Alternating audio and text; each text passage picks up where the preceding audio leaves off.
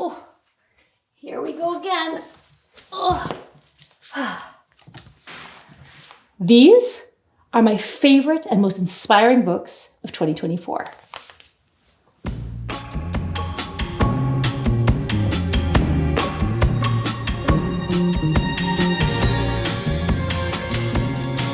So I don't know about you, but I am a huge book fan. Whether it's coffee table books, a great novel, or even a catalog. If it's got pages, I'm in. And that's why I'm really excited about this video today, because I am sharing my favorite books and the books that have inspired me the most this year. These books are books that you might not have seen from other YouTubers, that aren't advertised quite as much. So without further ado, let's put our sexy librarian glasses on and let's get started with our first book. First one I wanted to talk about is this one, which I picked up at a bookstore in Vermont. And it's actually by an artist by the name of Brent Eviston. He has a course called The Art and Science of Drawing, where he takes artists through not just how to draw, but how to think about composing your drawing. So a lot of the mistakes that beginners make is that they think about drawing as drawing edges.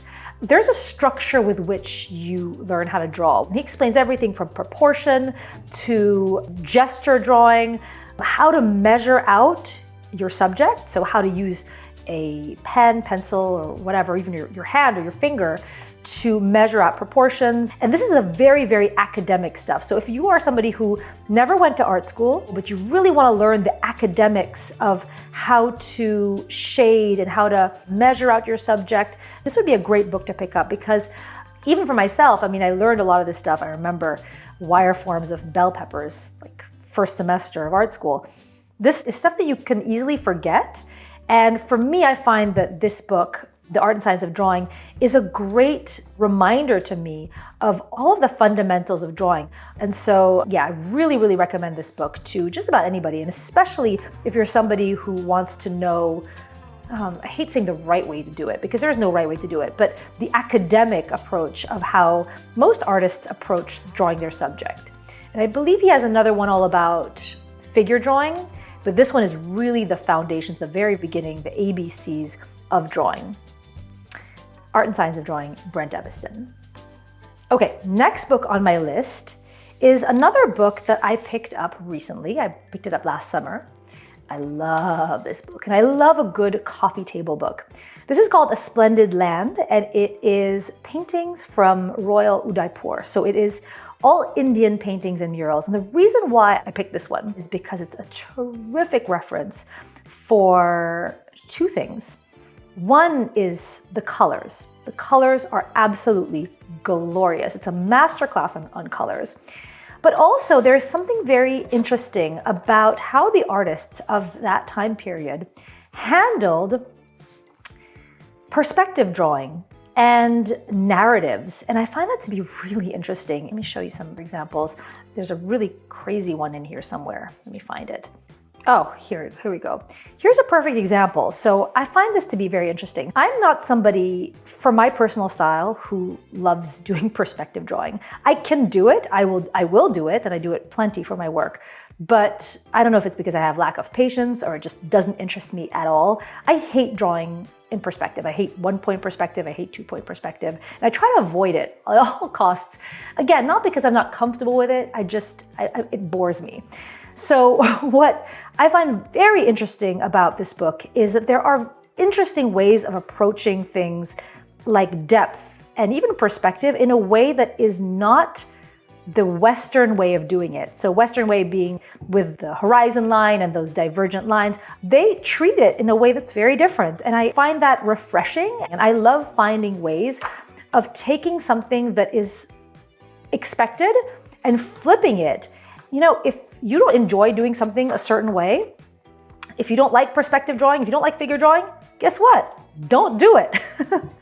Do it your own way. The only time to not do that is if you are avoiding doing that because it's something you're not competent in it.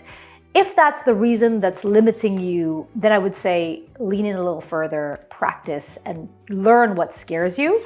But if you, like myself, are not at all interested in that, I'm just not. don't do it. Do what it is you love to do and focus on what aspects of art and the creative process appeal most to you. And if that is movement, focus on movement. If that is color, focus on color. Sometimes just giving yourself the ability to step away from what it is you don't like doing will open up other creative doorways to explore things that people might not have thought of before. This particular book might not be inspiring to you, but what it might show you is how you could look at another book, maybe something that does inspire you, and glean from that little nuggets of things that could inform your artwork in books that you actually enjoy and have picked up throughout the years, or maybe this year, and whatnot. So A Splendid Land, paintings from Royal Udaipur. A whopper of a book. Absolutely stunning, and I love it. So before we move on to our next book, let me take a minute to introduce you to the sponsor of today's video, Skillshare. Skillshare is an online learning community with thousands of instructional classes and tutorials for just about anything you're looking to learn, from photography, graphic design, music and cooking, to even business and marketing. In fact, remember the first book I mentioned in this video, The Art and Science of Drawing by Brent Eviston? If you want to just skip the book and jump straight into his course, you can do that on Skillshare because they actually have a special program called a Learning Path, which takes students on a curated sequence of courses from beginning to advanced. And that way you can achieve competency in just about any skill you're looking to learn. And in my opinion, there's no drawing course out there better than Brent's right now. So I, for one, am looking forward to brushing up on my drawing technique by following along on his learning path. So if you're interested in diving into a new skill, maybe checking out Brent's course and learning something new, guess what? Skillshare is giving the first 500 people who click the link below 1 month free when you join. Okay, next one is by Alexandra, I'm gonna butcher this, Mizilinska and Daniel Mizilinski. I'm guessing they're related. I do a lot of maps for my stationery business. I do maps for venues and events all over the world. And I am constantly on the lookout for inspiration for things like maps. And I love this book because this artistic duo have an amazing style that is so specific to them. And the book goes through lots of different countries, not every country, but a lot of different countries all over the world, from Germany to Thailand, Ecuador, Peru. And I absolutely love the fact that their maps have so much personality. And in terms of the icons and the callouts, they bring out everything from the local cuisines to the local costume, even folklore like Count Dracula from Romania.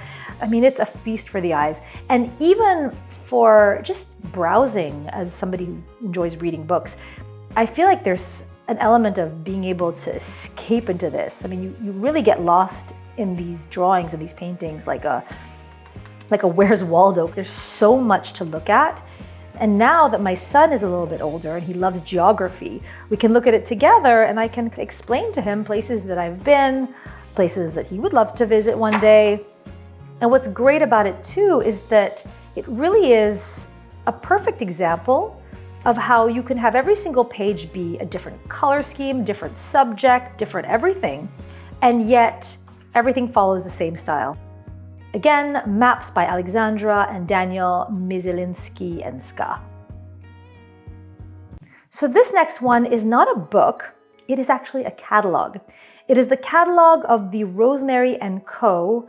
brush company. They are a company based out of the United Kingdom making handmade brushes for artists, and they ship worldwide. And they're one of the best handmade brush companies currently operating right now in the world. The reason why I chose this is not because it's a catalog to buy brushes from, although there is quite a large collection of brushes from Kolinsky's to synthetics.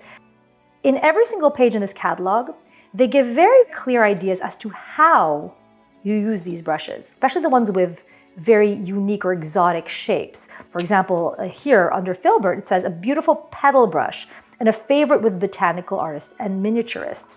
It does that for all of the different types of brushes. So for example, the one-stroke brushes, it explains how you would use this. Why do you need a brush of this shape? It's really a wonderful resource. And guess what, guys? It is free. So you can get that catalog by going on the Rosemary & Company website, which I will link below. And yeah, you can get to know the different properties and characteristics of these different brushes, especially ones that are, everyone knows what a round does. I mean, if you don't, then you can kind of guess what it does. But this one, a tinter, what do you do with a tinter? What do you do with a Passara brush? Why did these shapes exist? What do you use a sword brush for, or an oval wash, also known as a cat's tongue? So many different brushes exist, and this little catalog will give you a ton of information so that you'll have a better understanding of how to use these different brushes. And I think that is such a gem. So Rosemary & Co.'s Handmade Artist Brush Catalog.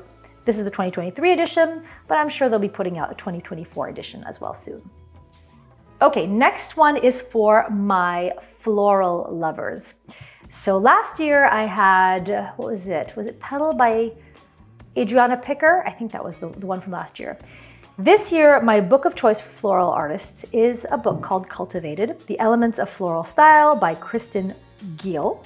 And this book has some wonderful photos of floral arrangements, a lot of very loose Baroque kind of arrangements, which would make great inspiration for your next floral bouquet.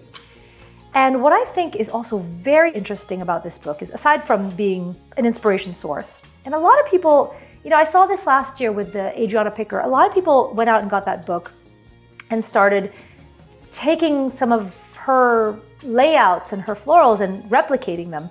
And when I mean inspiration, I really don't mean inspiration in that sense. I mean inspiration in terms of taking the thinking and the ideology and the ideas of what another artist did and making that your own. And it's very difficult. It's a very difficult line to walk. And I realize that myself because I have to walk that line all the time in my professional work.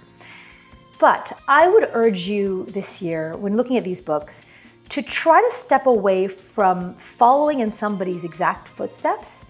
And rather than doing that, try to analyze why they made those choices. And that's where I think this book can really help, because it doesn't just show you flowers, it explains how a florist puts together these arrangements, which I think is so cool.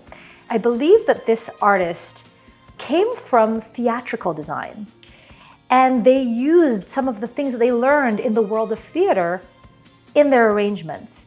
Getting to the core of these artistic decisions, I think makes you a more well-informed and a richer artist in terms of your thinking than just taking something that they did and just painting that as is. To understand why this florist put together these hibiscuses next to these autumn flowers and these dahlias, I think that's what it is, makes you, like I mentioned before, a richer artist in terms of your understanding.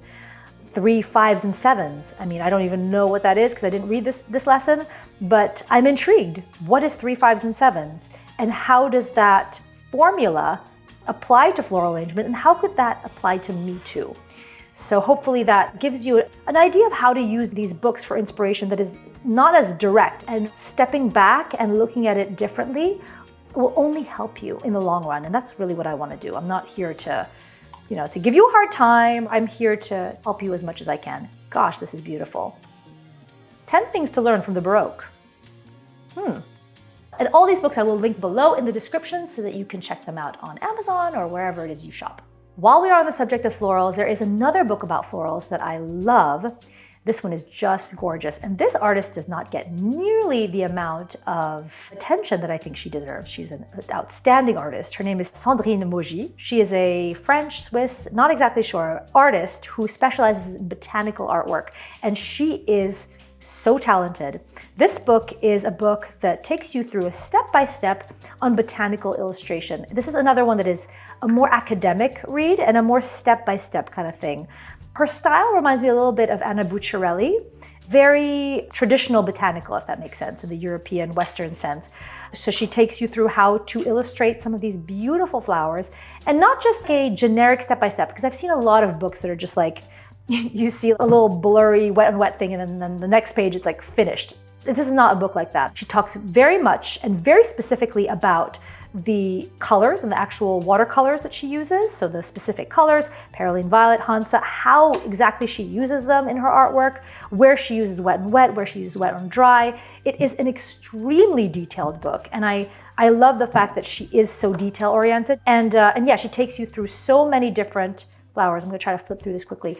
This gorgeous tulip. I mean, you can see just how much of a handle she has on the watercolor medium because her paintings are tight and yet they're not lifeless. She really has a command over light and shadow and her pigments, and she knows exactly how to use them. And I think what better way to learn than from a master of this medium, especially if you are in the world of painting watercolor flowers. So there you go. This one is another one. I love Botanical Watercolors Through the Seasons by Sandrine Moji. Great, great book. All right, so my next book is a book titled Artists, Their Lives and Works, and you may have seen this in many of the videos that I have done over the past few years. And it's a book about artists, not just about the art that they create, but the stories and the lives and the techniques of the masters. So it begins with artists from the Renaissance and even before that, all the way until contemporary and postmodern painters. So from Edvard Munch, we've got Klimt, we have pretty much every iconic artist across the ages. And what this book does is it tells you the history and the biography of these amazing artists and how their lives shaped the artwork that they created. It even goes as far as to talk about the pigments that they used, some of the techniques that they used, the key moments in their lives and how one painting might have affected the other and how they inspired each other throughout the ages, because there's plenty of that going on in art history as well, is nothing lives in a vacuum.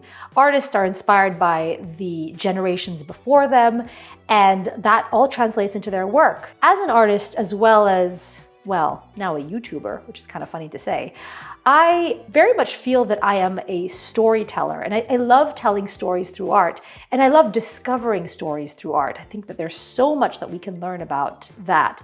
And so this book really takes you through a journey of understanding the stories of the art and the artists behind them. So again, this one is Artists, Their Lives and Works, an amazing book. Highly, highly recommended. And if you have an artist friend that you are looking to find a special gift for, this is a wonderful one. I mean, to receive this would be a special treat. Speaking of stories, the next book is another one that tells a very rich story. It is a book called Cier by Pascal Richard. And it's actually a book that's out of print. So if you're looking for this one, I would suggest going on eBay. And I actually got mine off of Amazon from a secondhand bookseller. It was pricey because, like I mentioned, it is out of print, but definitely an amazing story. It is the story of the Sennelier family and their roots in pigments and paint manufacturing. And it tells the story of the family, the generations of paint makers and how they impacted art history with the development of very special mediums and techniques. Like they were the first ones, they were the inventors of oil pastels. I don't know if you knew that or not, but Pablo Picasso came to them looking for a very special medium to delivering pigment onto paper. And this book really tracks the history of this very historical brand. It's a bilingual book, so it is in English as well as in French. So don't worry if you see it that it's all in French. It isn't. It's translated. So you have one column in French and one column in English, so you will not miss a thing. There are some amazing photos of their gorgeous store in Paris. If you are ever visiting Paris, and I know that sounds super snotty, if you're ever in Paris, but if you ever happen to be visiting or touring Paris, this is definitely a place to visit because it is a historical landmark if you are an art aficionado and an artist. And if you can't make it to Paris, then this book is the next best thing because you'll get that whole experience by reading this book, Sennelier. And this is going to be my last book for this video. This book is, I want to say it's my favorite. I know it says Oil Painter's Color Handbook, and don't let the oil painters labeling fool you. I would just omit this, but Painter's Color Handbook, an incredible book, especially if you are a fan of color, if you are somebody who is looking to deepen your knowledge of pigments, basic color theory. This book covers so much. It is beautifully written.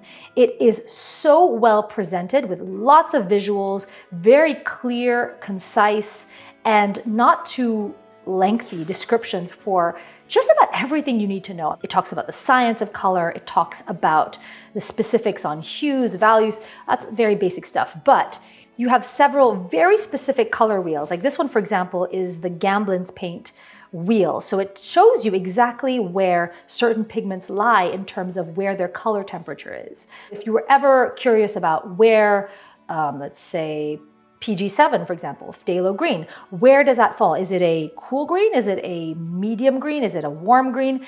It plots it, which I think is very clear, in terms of understanding if you are working with color temperature and trying to understand that a little better. There's another color wheel right here, which is the Munsell notations. I'm not going to go too far into this because you really have to get the book to get the whole thing. But that's just an example. We have a limited palette versus a full palette. It talks about the art of color mixing in very scientific ways. So how light is bouncing off or being absorbed by the pigments. It talks about color strings. If that sounds really weird, what is a color string? Get this book, you'll find out. The different palettes throughout the ages. The Baroque palette, what artists of this time period often used, like Rembrandt, for example, these were actually the colors that were on his palette. If we fast forward to French Academy versus Impressionist palette, what were the colors that were typically on the palettes of artists of this time period? So vermilion, emerald green, which has been replaced nowadays with phthalo. The American Impressionist palette, so it gives you so much information. I mean, I cannot talk highly enough about this book because all of this information, I think, is extremely important, no matter what kind of painter you are. So if you are a photorealism type painter, if you are an abstract painter, if you like classical, if you like modern, it doesn't really matter what your subject matter and what your style is. All of this information still applies regardless. So to brush up on that information, I think is really, really helpful. And this book really helps to fill in any gaps of knowledge you might have. And in my opinion, will make you a more well-rounded painter. And so if there's one book that I would highly suggest that you go out and buy, it would be this one because it's a wonderful resource. So I hope you enjoyed this video and that it gave you some ideas, not just for books to pick up at your local library or at your local bookstore, but maybe a new way of looking at the books that you already own in your own collection, and maybe with that fresh perspective, discovering hidden inspiration that was already there. And if there are any books that inspired you over the past year, let me know in the comments what that was and why. If you enjoyed this video, I'll link last year's book list right here so you can check it out. In the meantime, I'm gonna get back to my reading, so thank you so much for watching, and I'll see you next time.